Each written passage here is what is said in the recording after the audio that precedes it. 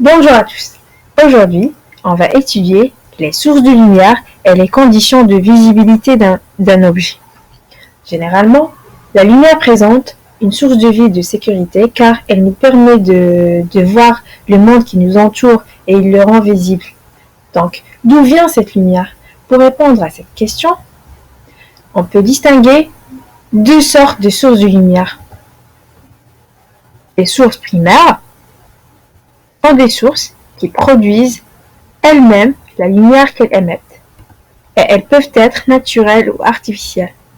Des sources secondaires sont des sources qui ne produisent pas de lumière, mais qui renvoient celles qu'ils reçoivent dans toutes les directions. C'est pour cela sont appelés des objets diffusants. Exemple de sources primaires. Pour les sources primaires naturelles, il y a soleil, un ver luisant et un éclair. Pour les sources primaires artificielles, c'est-à-dire fabriquées par l'être humain, il y a un laser, c'est un faisceau lumineux, très fin et de très grande énergie. Il y a aussi une bougie et une lampe. Pour les sources secondaires dites objets diffusants, il y a la Lune,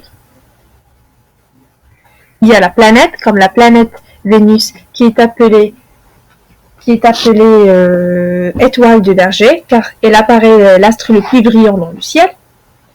Il y a aussi un miroir et un écran de cinéma qui diffuse la lumière reçue du projecteur. Maintenant, on va étudier les conditions de visibilité d'un objet. Mais tout d'abord, on doit distinguer entre trois types d'objets éclairés.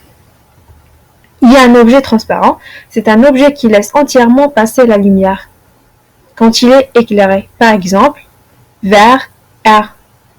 Objet opaque qui ne laisse pas passer la lumière quand il est éclairé. Exemple, un carton.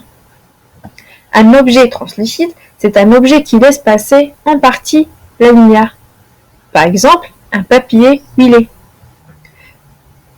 Maintenant, parlons des conditions de visibilité d'un objet.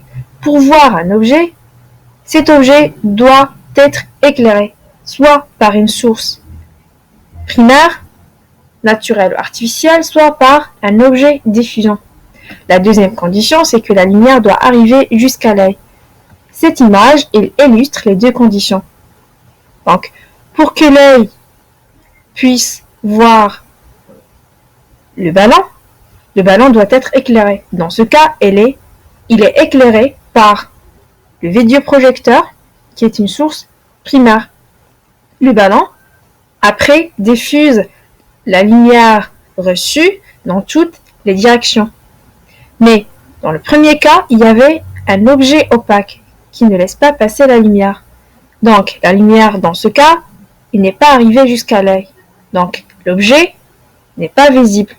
Alors que pour le deuxième cas, l'objet, c'est un objet transparent qui laisse passer entièrement la lumière. Donc, la deuxième condition, qui est la lumière doit arriver jusqu'à l'œil, était satisfaite.